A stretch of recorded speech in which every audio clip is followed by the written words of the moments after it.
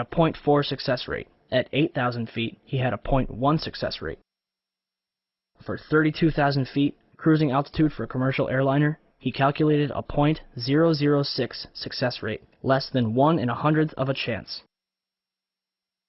Don't believe me? Even American Airlines has put their foot in the government's mouth. On July 15, 2004, passengers aboard a commercial American Airlines flight were able to send and receive calls from their cell phones as if they were on the ground, thanks to a cell station that was installed into the plane. It worked great. I called the office, I called my wife, I called a friend in Paris. They all heard me great, and I could hear them loud and clear. Why would American Airlines spend thousands of dollars on this technology in 2004 when cell phones worked so well on September 11, 2001? The cell phone calls were fake, no question about it. So how is it possible to fake a person's voice? In 1999, the Los Alamos Laboratory in New Mexico revealed their voice morphing technology. General Carl W. Steiner, the former Commander-in-Chief of United States Special Operations, declared on tape, "Gentlemen, we have called you together to inform you that we are going to overthrow the United States government." Another example was Colin Powell, saying, "I am being treated well by my captors." With just a 10-minute recording of somebody's voice, they are able, in almost real time, to clone someone's speech. Steiner was so impressed, he asked for a copy. So what about the hijackers? On September 14, 2001, the Department of Justice released the names of the alleged 19 hijackers. But on September 23rd, the BBC reported that Walid al-Shehri was alive and well in Casablanca, Morocco. They also tracked down Abdulaziz al-Amari, who was an engineer with Saudi Telecom and lost his passport while studying in Denver. In the same article, FBI Director Robert Mueller admitted that the identity of several of the hijackers is in doubt. So how many hijackers turned up alive? At least 9 of them. Wael al-Shehri is alive and well. Mohand al-Shehri is alive in Saudi Arabia. Khaled al-Midar is a computer programmer in Mecca. Salem al-Hazmi works at a chemical plant in Yanbu, Saudi Arabia. Saeed al-Ghamdi is training to be a pilot in Tunis. Ahmed al-Nami is an administrative supervisor for Saudi Airlines. We already covered Walid and Abdulaziz. And last but not least, Mohammed Atta's father claimed to receive a phone call from his son on September 12th. On September 20th and 27th, Mueller admitted on CNN that there is no legal proof to prove the identities of the hijackers. Indeed, after all, not even the official autopsy for Flight 77 lists the hijackers. And the opening paragraph makes no mention of their absence. So, if there's no proof that the hijackers were members of Al-Qaeda, or if they were even on the plane in the first place, what justification do we have for bombing Afghanistan? Oh, that's right. The Bin Laden confession tape. On December 14th, 2001, the government released a tape, allegedly of Bin Laden confessing to the attacks of September 11th, which they claimed to find in a house in Jalalabad, Afghanistan. Except there's a number of things wrong with this tape. 1. The tape itself is of very poor quality. And 2. The man in the video looks and acts nothing like Bin Laden. According to the FBI's website, Osama is left-handed. Yet, in this video, he's writing a note with his right hand. Not to mention he's wearing a gold ring, which is forbidden by Islamic law, and is never mentioned in the FBI's description of him. Compare this video to 4 other pictures of Bin Laden. Does anybody else see a problem here?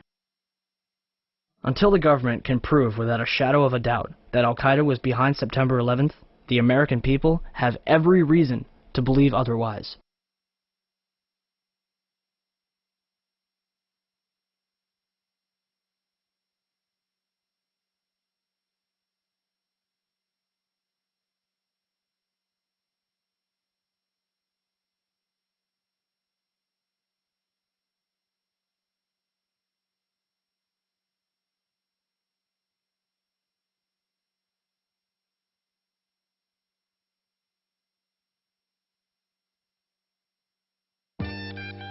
And now for the last question of all.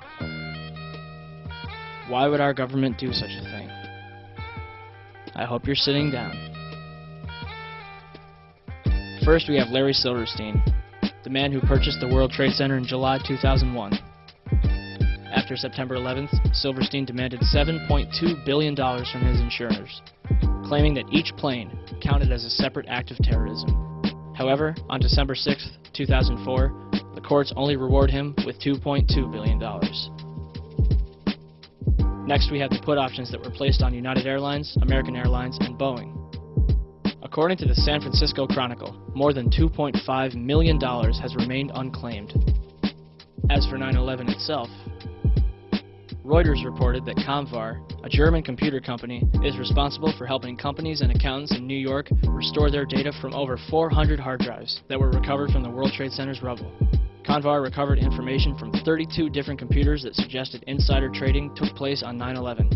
Richard Wagner, an expert at Comvar. There is a suspicion that some people had advanced knowledge of the approximate time of the plane crashes in order to move out amounts exceeding $100 million. They thought that the records of their transactions could not be traced after the mainframes were destroyed. After their analysis, Comvar handed the results over to the FBI. Although the FBI was legally bound to investigate who was responsible, to date they have done no such thing. Moving on. According to Wikipedia, one of the world's largest gold depositories was stored underneath the World Trade Center.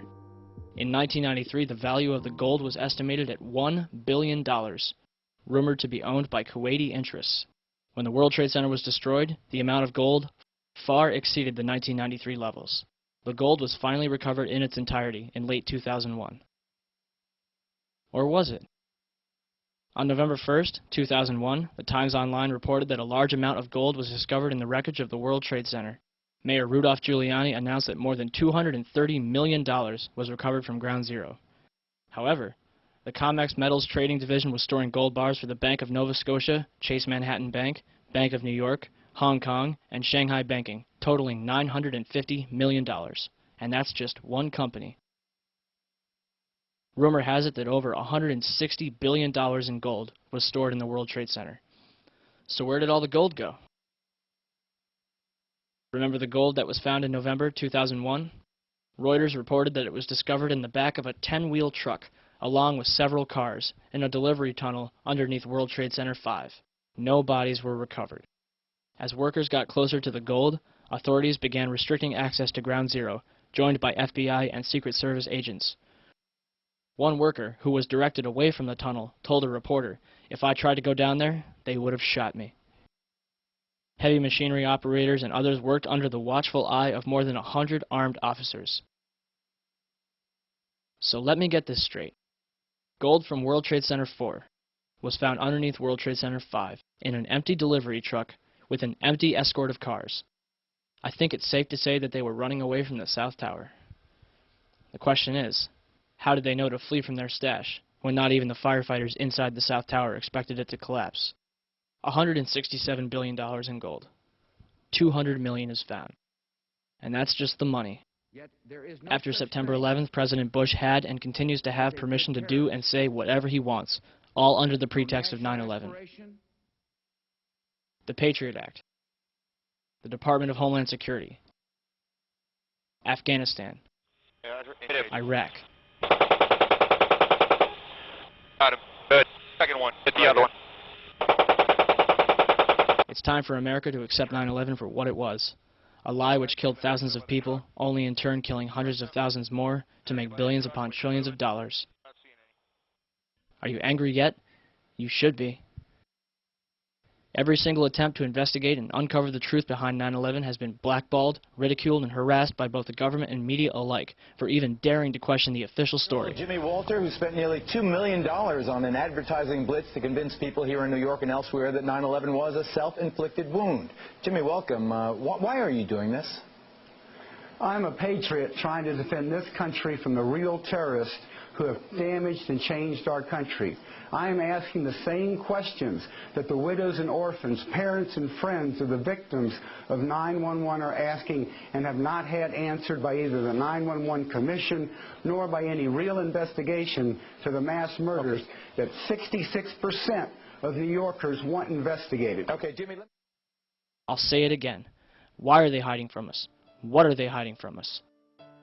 And what's it going to take until people in this country give a damn and do something about it? America has been hijacked. Not by Al-Qaeda, not by Osama bin Laden, but by a group of tyrants ready and willing to do whatever it takes to keep their stranglehold on this country. So what are we going to do about it? Anything. Share this information with friends, family, total strangers, hold screenings, conferences, whatever you have to do to get the word out. It's up to you. Ask questions. Demand answers.